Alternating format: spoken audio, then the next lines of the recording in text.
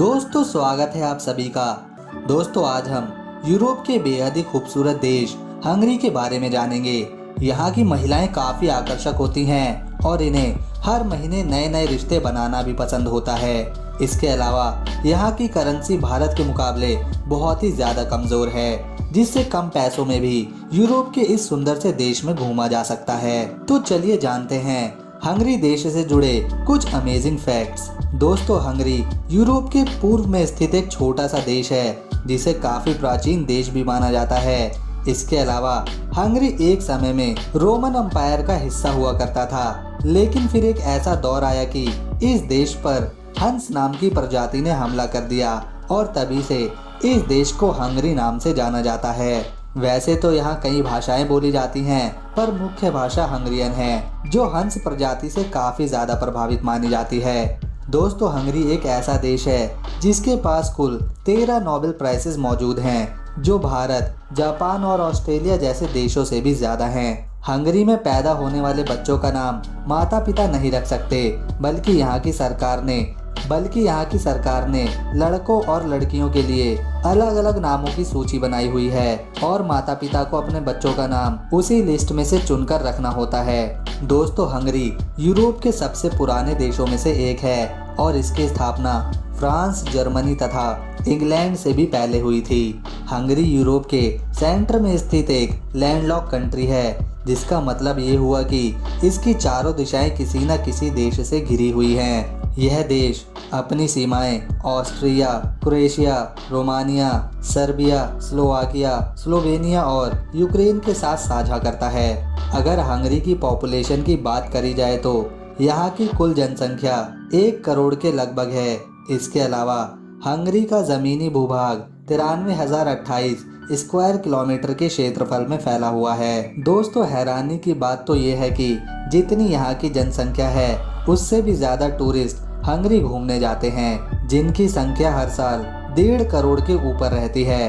Hungary की राजधानी Budapest राज्य है, साथ ही यह शहर इस देश का सबसे बड़ा राज्य होने का सम्मान भी रखता है। यह सिटी डैन्यूब नदी के किनारे बसी है। इसके अलावा यहाँ कई म्यूजियम भी हैं, जिनमें 13वीं शताब्दी के रोमन साम्राज्य के बहुत सी चीजें देखने को मिलती हैं। बुदापेस्ट में ही हंगरी का संसद भवन स्थित है, जो विश्व का तीसरा सबसे बड़ा पार्लियामेंट है। साथ ही यह राज्य की सबसे ऊंची इमारत भी है। करेंसी के रूप में यहाँ हंगरियन फॉरेंट चलता है, जो भारत के 0.24 पैसे के बराबर है। इसका मतलब ये हुआ कि भारतीय कम पैसों में भी हंगरी जाकर घूम सकते हैं। भारत के डिप्लोमेटिक सर्विस पासपोर्ट और यूएन लाइसेंस पासर धारक को बिना वीजा के हंगरी में एंट्री मिल सकती है। हंगरी में कुल 28 प्रकार की अलग अलग शराब मिलती हैं। इसी के साथ यहाँ 8 तरह के अंगूर भी देखने को मिल जाते हैं। दोस्तों हंगरी की महिलाएं यूरोप की बेहद ही सुंदर महिलाओं में गिनी जाती हैं, जिन्हें दोस्ती करना बहुत पसंद होता है। और इसके अलावा यहाँ की महिलाएं एडवेंचर के साथ नाइट लाइफ में खूब एंजॉय करती हैं। इसीलिए अक्सर वीकेंड्स पर बुदापेस्ट की गलियां पार्टीज से और लोगों से भरी रहती है, जहां पर लोग खूब मौज मस्ती करते हैं। दोस्तों यहाँ की महिलाओं को शारीरिक संबंध बनाना तो पसंद होता है, लेकिन इन्हें बच्चे पैदा करना बिल्कुल पसंद नहीं। इसीलिए आज समय ऐसा आ गया है कि हंगरी की आबादी बढ़ने के बजाय घटती जा रही है, जिसके लिए यहाँ की सरकार काफ़ी ज़्यादा चिंतित है। दोस्तों हंगरी के लोगों के पास किस करने का वर्ल्ड रिकॉर्ड भी है। लगभग 6,500 लड़के और लड़कियों ने साल 2007 में राजधानी बुदापेस्ट में संसद भवन के बाहर किस करने का रिकॉर्ड बनाया था। एक और हैरान करने वाली बात यह है कि हंगरी आत्महत्या करने के मामले में वर्ल्ड में दूसरे नंबर पर आता है।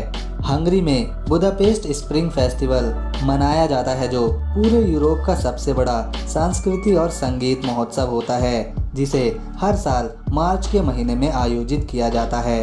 हंगरी में एक अलग तरह की पार्टी मनाई जाती है, जिसमें बहुत सारे लोग एक बड़े से स्विमिंग पूल में नहाकर पार्टी का एंजॉय करते हैं और इस पार्टी को ज़ैचने कहा जाता है।